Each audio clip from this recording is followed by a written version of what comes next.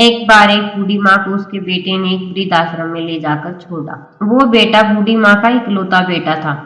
उसकी माँ जाते जाते यही सोच रही थी कि जिस बेटे के लिए मैंने जीवन भर संघर्ष किया, जिसके लिए वो सब कुछ किया जो एक माँ को करना चाहिए या एक माँ कर सकती है, वही बेटा सिर्फ अपनी पत्नी की खुशी के लिए आज मुझे आश्रम ले जा रहा है।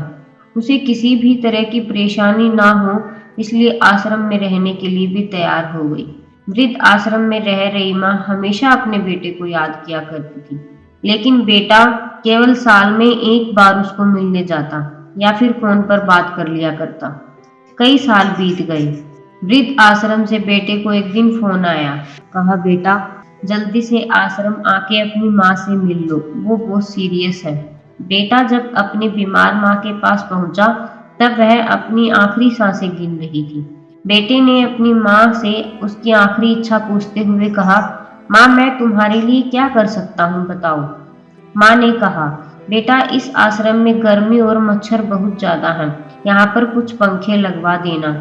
फ्रिज ना होने की वजह से यहाँ पर हम बूढ़ों को कई बार भूखे पेट ही सोना पड़ता था, क्योंकि ये लोग फ्रिज ना होने की वजह से किसी का दिया हुआ खाना खराब होने से नहीं बचा पाते।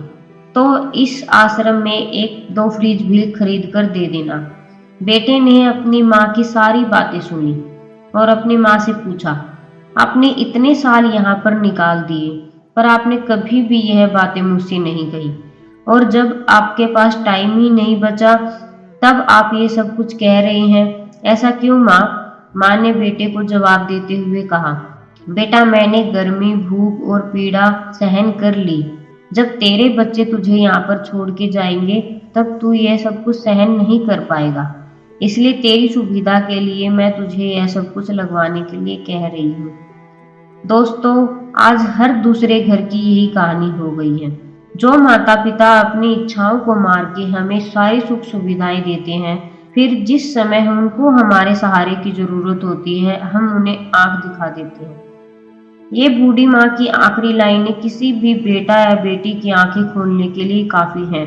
अगर हम चाहते हैं कि हमारे साथ अच्छा व्यवहार हो, तो हमें भी दूसरों के साथ अच्छा व्यवहार करना पड़ेगा। हम जैसा उगाएंगे वैसा ही पाएंगे।